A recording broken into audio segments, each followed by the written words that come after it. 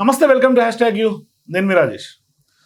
ప్రధానంగా మొన్నటికి మొన్న కల్పిక ఎవరైతే నటి ఉన్నారో ఆమె ఎక్కడికి వెళ్తే అక్కడ గొడవలు చేయటం మొదలైంది. మరోవైపు దాన్ని తీసి సోషల్ మీడియాలో పెట్టుకోవడం కూడా ఆమెకు ఆనవాయితీగా మారిపోయింది. మొన్నటికి మొన్న గచ్చిబౌలిలో ఒక క్లబ్లో ఒక హల్చల్ చేసింది కేక్ కోసం, మరోవైపు సిగరెట్ల కోసం కొంత రిసార్ట్కి వెళ్ళి హంగామా చేసింది. ఆ ఎపిసోడ్స్ గురించి మనం మాట్లాడుకున్నాం. సీన్ కట్ చేసి ఇప్పుడు కల్పిక గురించి మరొక షాకింగ్ అంశం తెర మీదకి వచ్చింది.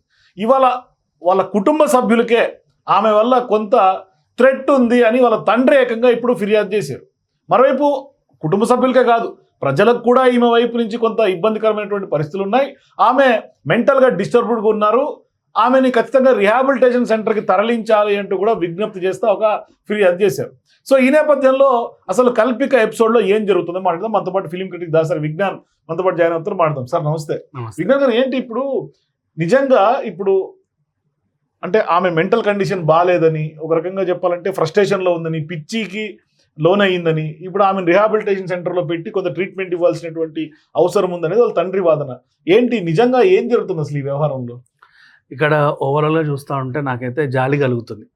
ఎప్పుడైనా సరే మనం పిచ్చివాడు అంటే పిచ్చోడా అంటాం, కానీ వాడు పిచ్చోడు అంటే వాడు ఏదో కాదు, మానసికంగా కుంగిపోయి ఉన్నాడు, లేకపోతే ఏదో డిస్టర్బ్ మైండెడ్ అయి ఉన్నాడు. కాబట్టి ఎదుటోళ్ళు ఇప్పుడు ఒకడు వచ్చి కోపంగా కొడితే ఏరా అని ఇంకోటి బీకుతాడు. కానీ పిచ్చోడు వచ్చి ఏమన్నా కొట్టినా ఇట్స్ ఓకే ఇతను తీసేయండి, అటు పెట్టండి ఇటు పెట్టండి అంటాడు. సో ఏం అనలేం దాన్ని. ఇంకా చెప్పనా, మనం చిన్న చిన్న కుక్కల్ని పెంచుకుంటాం, ఇంటికి ఏమైనా రాగానే ఇలా మీద పడుతుంది. అప్పుడు దాన్ని ఏం చేస్తుంది, తీసి అటు ఇటు 4 కొడతావా? లేదే, దీన్ని దూరంగా పంపించండి, అక్కడ కట్టేయండి, అది ఉంటే మేము ఇటు రామండి, ఇట్లా అంటే జాగ్రత్త పడతారు. కానీ దాన్ని మీరు అసహించుకోరు, ఇంకేమీ అంటారు. ప్రేమ చూపిస్తే అవి కూడా కొంచెం కామ్ అయిపోతాయి, చూపిస్తే కామ్ అయిపోతాయి. అది వాటి లక్షణం. కాకపోతే ఏంటంటే మనిషికి ప్రేమ చూపించినా ఏం చూపించినా సరే మైండ్ డిస్టర్బ్ అయినప్పుడు రకరకాల దారిలో పోతూ ఉంటారు. సో ఇప్పుడు మొన్న లాస్ట్ ఆ పబ్ పేరు నేను తీయను, ఎందుకంటే వాళ్ళకి ఎందుకు డిస్టర్బెన్స్. ఆ పలానా పబ్లో ఈవిడ చేసిన గొడవకి గ్లాసులు ప్లేట్లు ఎత్తేసిన దానికైనా సరే, నెక్స్ట్ మళ్ళీ ఒక టీవీ ఛానల్ని ఈవిడ దూషించిన విధానం అయినా సరే, మేము ఆ ఛానల్ అది ఇది నువ్వు రాని ఆ ఛానల్లోని తిట్టింది, నువ్వు నాకు డబ్బులు అది ఇది అనేదో పెట్టేసి. నెక్స్ట్ నిన్న పలానా డౌన్ టౌన్ రిసార్ట్లో జరిగిన గొడవ అయినా సరే, పాప మా అబ్బాయి పేరెంట్ కృష్ణ అనుకుంటా కదా, అతను యూ డోంట్ హ్యావ్ బాల్స్ అనింది, అతన్ని తిట్టిన విధానం. కానీ ఇప్పుడు ఇవన్నీ చూస్తుంటే ఇవిడ మీద జాలి కలుగుతుంది. ఈవెన్ మనం చేసిన వీడియో కాబట్టి మనల్ని తిట్టిన విధానమైనా సరే నాకు కోపం రావట్లా. నిజం, స్టేటస్లో పెట్టుకుంది కదా మనం చేసింది కూడా, కేసి కింద బూత్ మాట మాట్లాడింది, నాకు అస్సలు కోపం రావట్లా. అంటే జాలి కలుగుతుంది. వై? బికాజ్ మనకి సమాజంలో చాలా మంది ఉన్నారు, అందులో ఈవిడ ఒకటి. అట్లా కండిషన్ తెలిసిన తర్వాత జాలి పడాల్సింది ఖచ్చితంగా, అంతే కదా. ఇప్పుడు ఆమె వచ్చి మీద పడి రక్కేసినప్పుడు మనకు కోపం వస్తుంది. తర్వాత అయ్యో నా కూతురు అలాంటిదండి, మీరు అనవసరంగా బాధపడకండి, నేను కూడా కష్టపడుతున్నాను, మా ఇంట్లో వాళ్ళు హింసపడుతున్నారు, ఆ పిల్ల కూడా 2 సార్లు సూసైడ్ అటెంప్ట్ చేసింది, దానికి మేము కుంగిపోతున్నాము, ఎందుకు కన్నామా అని ఫీల్ అవుతున్నాము, పోలీస్ స్టేషన్లకి చుట్టూ తిరుగుతున్నాము, ఎక్కడ పడితే అక్కడ గొడవలు చేస్తుంది, మానసికంగా బాగలేదు, దయచేసి మీరన్నా ఆవిడని తీసుకెళ్ళండి. అంటే ఇంట్లో వాళ్ళు పట్టుకున్నారు అనుకో, నా దగ్గర రాకండి, చచ్చిపోతా ఇట్లా అనింది అనుకో. ఇప్పుడు వాళ్ళు ఏమంటారు, కూతుర్లు పైకి ఇంట్లో ఉన్న ఆడపిల్ల అంత పెంచుకున్నారు. సో అప్పుడు వాళ్ళు ఏమీ చేయలేని పరిస్థితి. అలా అని వదిలేసినా బయటకి, ఇప్పుడు ఇంట్లో తలుపేసామనుకో ఏం చేసుకుంటుందో భయం, బాత్రూమ్కి వెళ్ళి ఏం చేసుకుంటుందో భయం, బయటికి వదిలేస్తే అక్కడేం గొడవ పెట్టుతుందో భయం. ఇంట్లో ఉండలేక, ఆవిడని కంట్రోల్ చేయలేక, బయటికి వెళ్ళలేక పోలీసుల దగ్గరికి వెళ్ళాడు. రీహాబిలిటేషన్ సెంటర్కి మీరన్నా వచ్చి గట్టి ఇట్లా పట్టుకొని తీసుకెళ్తారు. ఏంటది మూవీస్లో చూపిస్తారు కదా, వలేసి పట్టుకెళ్తారు. సో అట్లా మీరు పట్టుకెళ్ళిన తర్వాత అక్కడ కొన్ని రోజులు తీర్చిదిద్దండి. అంటే వీళ్ళు కూడా రిహాబ్కి పంపించారు, కాకపోతే ఫీజులు కూడా ఎక్కువే.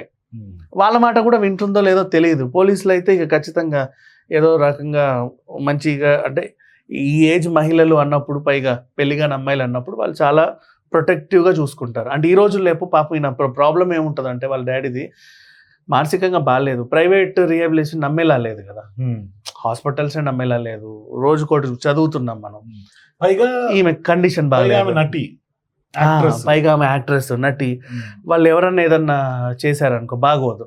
అందుకని చెప్పి పోలీస్ ప్రొటెక్షన్లో చక్కగా గవర్నమెంట్ కంట్రోల్లో ఉంటే నీట్గా ఉంటుందని భావించి మేబీ సేఫ్ అండ్ సెక్యూర్ గా ఉంటుంది అనేది వాళ్ళ ఫీలింగ్. అంటే ఆడపిల్ల తండ్రి అలాగే కదా. సమాజాన్ని కూడా రక్షించాలి ఆమె బార్ నుంచి అంటున్నాడు ఆయన. మరి అదే అంటే ఆయన ప్రాబ్లం ఏంటంటే కూతురు మీద ప్రేమే, కాకపోతే ఏంటంటే బయటికి వెళ్ళి వాళ్ళని అంటుంటే వాళ్ళు తిరిగి ఎవరమ్మా నిన్ను కానీ పేరెంట్స్ అని అంటారు. అప్పుడు వాళ్ళకి కూడా ఫీలింగ్ ఉంటుంది కదా. సో మనం ఏమి చేయలేము ఈ కేసులు ఈవిడ మీద జాలిపడ్డం తప్ప, దేవుడి దయ వల్ల కానీ అసలు చాలా మంది మెంటల్ గా రిటైర్డ్ అయినా లేకుంటే మెంటల్ గా డిస్టర్బ్డ్ ఫీల్ అయినా కొన్ని బలమైనటువంటి మానసిక అంశాలు ఆ మైండ్ మీద ప్రభావం చూపించుంటాయి. ఈమె కేసులో ఏమి ప్రభావం చూపించింది అని అనుకుంటున్నారు మీరు?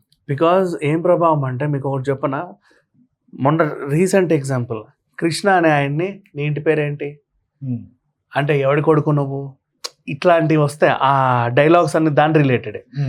ఈమెను కూడా వాళ్ళు అడుగుతారు కదా, ఎవరమ్మా నిన్ను అన్నది, ఎవరమ్మా నిన్ను మా మీదకి వదిలింది అని చెప్పేసి.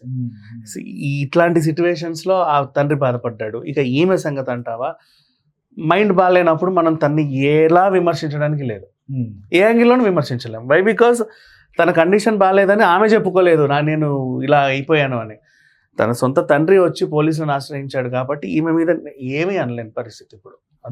సో చూద్దాం ఏం జరగబోతుంది కల్పిక ఎపిసోడ్ లో. మరి నిజంగానే ఇప్పుడు తండ్రి ఫిర్యాదు తర్వాత కల్పికను నిజంగా పోలీసులు రిహాబ్ సెంటర్ కి పంపిస్తారా లేకుంటే ఏం జరగబోతుంది? మీరు కూడా మీ అభిప్రాయాన్ని కింద కామెంట్స్ తెలియజేయండి. For more videos please watch #.